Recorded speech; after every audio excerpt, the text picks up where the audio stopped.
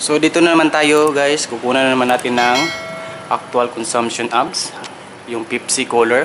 Siyempre nakauna ito at hindi pa nilagyan, pinalamig siya. So magkano ba ang ating makukuhang consume dito? Para magkano ating babayaran sa isang araw. So kukunan natin siya ng easy amps. Yan. Yung running amps niya ay nasa, lagay natin sa 1.5. Yan, 1.05. 1.05 amps. So isulat natin yung ating dito sa ating ECA 1.05 amps. So i-compute natin mamaya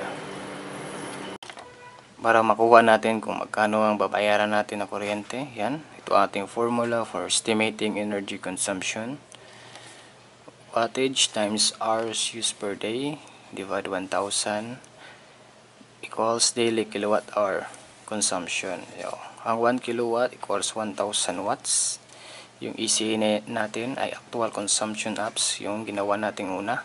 Yan. So para makuha natin yung wattage, ito meron tayong magic triangle, yung P equals I times V. So P means watts, I amps, V is volt. So meron tayong I, yung ito AC actual consumption amps, i-times natin sa 230 volts na given para makuha natin ang wattage. Saka tayo magta-times use per day or 24 hours. So simulan na natin. Ito naman yung konsumo ng ating Pepsi color. Siyempre i-times natin ang ECA natin sa 1.05 amps times 230 volts para makuha ang watts. Ang sagot ay 241.5 watts. Ang hours, tinimes natin sa hours paggamit ng color ay 5,796 watt hour. Dinivide natin sa 1,000 para makuha ang kilowatt hour. Ang sagot ay 5.79 kilowatt hour. Tinimes natin sa 14 per kilowatt hour. So ang per 24 hours natin sa Pepsi color ay 81.14 pesos. Ayan.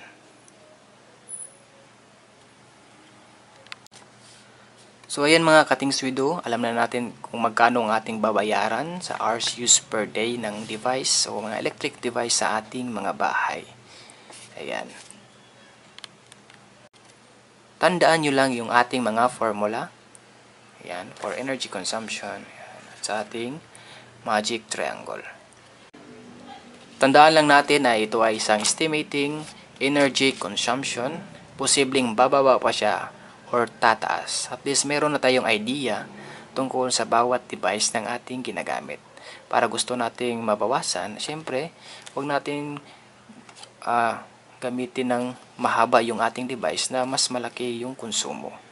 Yan, sana may nakuha kayong idea tungkol dito sa ating estimating energy consumption.